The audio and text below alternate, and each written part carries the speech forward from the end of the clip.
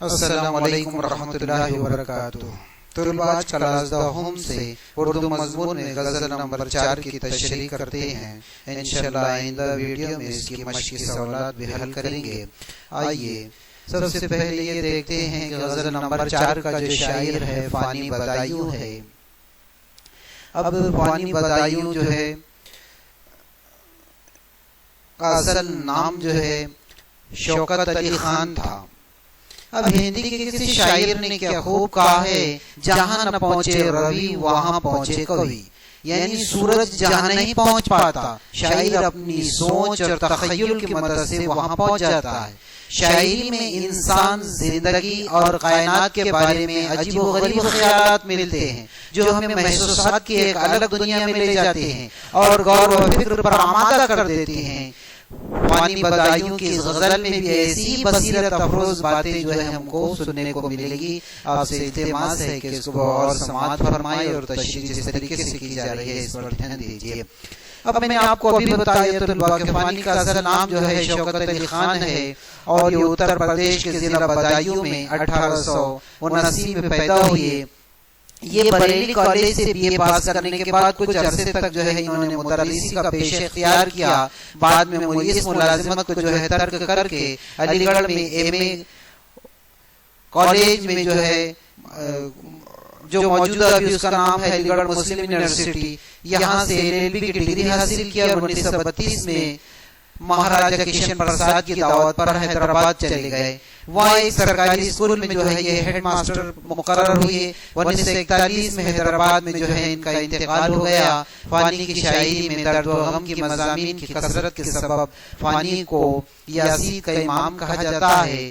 عرفیات فانی، وجدانیات فانی اور باقیات فانی ان کے شعری مجموعے ہے۔ پہلا شعر ہمارے پاس میں ہے، خلق کہتی ہے جسے دل تیرے دیوانے کا، خلق کہتے ہیں جسے دل تیرے دیوانے کا، ایک گوشہ ہے یہ دنیا اسی ویرانے کا۔ اس کائنات میں دنیا کی حیثیت جو ہے صرف اور صرف ایک گوشے کی طرح ہے۔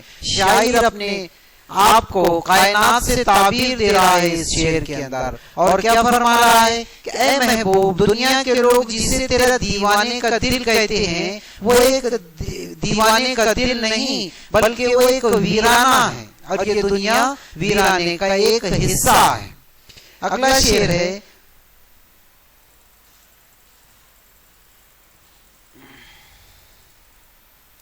ایک معمہ ہے سمجھنے کا نہ سمجھانے کا، ایک معمہ ہے سمجھنے کا نہ سمجھانے کا، زندگی کا ہے کو ہے خواب ہے دیوانے کا۔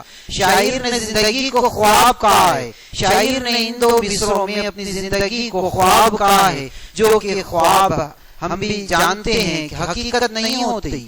خواب میں جو کچھ بھی نظر آتا ہے، ہمیں جو چیز بھی حاصل ہوتی ہے، بیدار ہونے کے بعد میں ہمارے پاس میں وہ چیز نہیں ہوتی۔ تو خواب جو ہے یہ حقیقت نہیں ہے، اور خواب بھی ایسے کہ جس کا دماغ صحیح نہ ہو، ایسے شخص کے خواب کی بھلا کیا حقیقت۔ زندگی کی حقیقتوں کو جاننا ویسے بھی انتہائی مشکل کام ہے اور ایک پیچیدہ معمہ ہے جسے سمجھا جا سکتا ہے نہ سمجھایا جا سکتا ہے۔ یہ جو تجربہ کار لوگ ہوتے ہیں، جس کی کافی عمر ہو چکی ہے، وہ یہ بات کو جو ہے اچھی طریقے سے سمجھتے ہیں، جانتے ہیں۔ تیسرا شعر ہے، زندگی بھی تو پشیماں ہے، زندگی بھی تو پشیماں ہے، یہاں لا کے مجھے ڈھونڈتی ہے کوئی ہیلا میرے مر جانے کا۔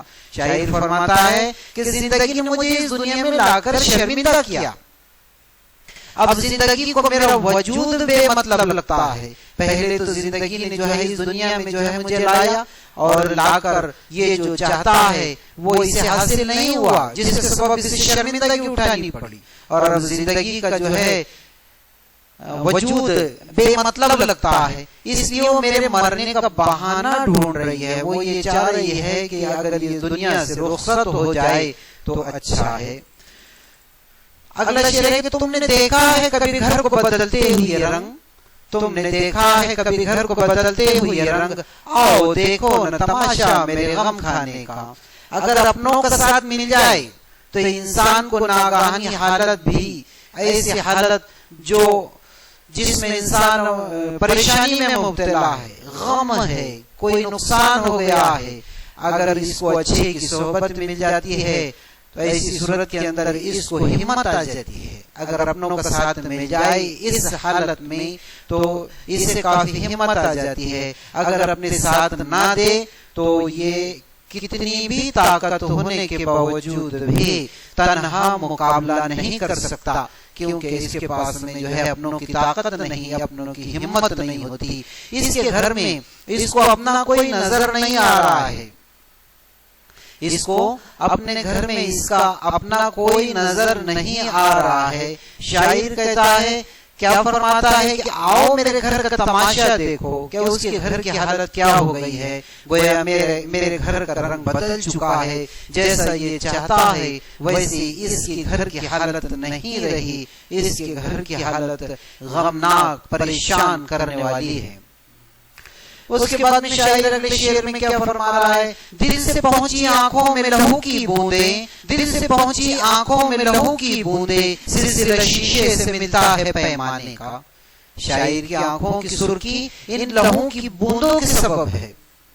شاعر کی آنکھوں میں جو سرخی نظر آ رہی ہے تو وہ اس کی وجہ کیا ہے؟ اس کی سرخی ان کے لہو کی جو بوندیں ہیں اس کی سبب شاعر کی آنکھ لال ہے، جو دل سے آنکھوں میں پہنچی ہے. یعنی جو سلسلہ دل سے آنکھوں کا ہے وہی سلسلہ شیشے سے پیمانے کا ہے. میری آنکھوں کی سرخی جو ہے شراب کی مرہون منت نہیں. اگلا شعر ہے کہ ہر نفس عمر گزشتہ کی ہے، ہر نفس عمر گزشتہ کی ہے، میت فانی زندگی نام ہے مر مر کے جیے جانے کا. اب یہ اس غزل کا مقطع ہے، آخری شعر ہے. اس کے اندر شاعر کیا فرما رہا ہے کہ انسان کی جو عمر ہے جیسی جیسی گزرتی ہے، جیسی جیسی بزرگی کی طرف جاتا ہے، اس کی عمر جیسی جیسی بیتی ہے تو وہ موت کے قریب سے قریب تر ہوتا چلا جاتا ہے. یہ الگ بات ہے کہ جیسے جیسے سال گزرتے ہیں انسان جو ہے برتھ ڈے مناتا ہے اور کافی خوشی مناتا ہے، اپنوں کو اس میں شریک کرتا ہے، لیکن حقیقت میں اگر دیکھا جائے تو انسان موت کے قریب سے قریب تر ہوتا چلا جا رہا ہے. اب درمیان میں جو ہے کئی پریشانیوں کا سامنا کرنا پڑ رہا ہے، کئی مصیبتوں کو یہ برداشت کرتا ہے اور اسے کرنا پڑتا ہے. کبھی راحت ملتی ہے، کبھی پریشانی ملتی ہے، کبھی مصیبت ملتی ہے. اس لیے شاعر جو کہہ رہا ہے اس مصیبت کی وجہ سے کہ شاعر جو ہے مر مر کے جینے کو زندگی کا نام دیتا ہے. اس سے جو تکلیف ہو رہی ہے، اس سے جو مصیبتیں اور دقت کا سامنا کرنا پڑ رہا ہے، اس لیے شاعر نے جو کیا کہا ہے کہ زندگی نام ہے مر مر کے جیے جانے کا. تو اس طریقے سے طلبہ ہمارے پاس میں یہ چوتھی غزل کی تشریح مکمل ہوئی. اور آپ تمام طلبہ سے میری یہ گزارش ہے کہ اس چینل کو سبسکرائب کیجیے، شیئر کیجیے اور لائک کیجیے. اور کسی قسم کی اگر آپ کو دقت جاتی ہے اور کوئی کسی اسی کلاس ہوم سے، کلاس 8 سے، کلاس 9 سے اگر کسی چیز کی ضرورت پڑتی ہے تو کامنٹس میں جو ہے مجھے بتائیے. انشاءاللہ آپ کی اس 8، 9، 10 کی کلاس کی جو بھی ضرورت ہوگی وہ پوری کی جائیں گی. اللہ حافظ.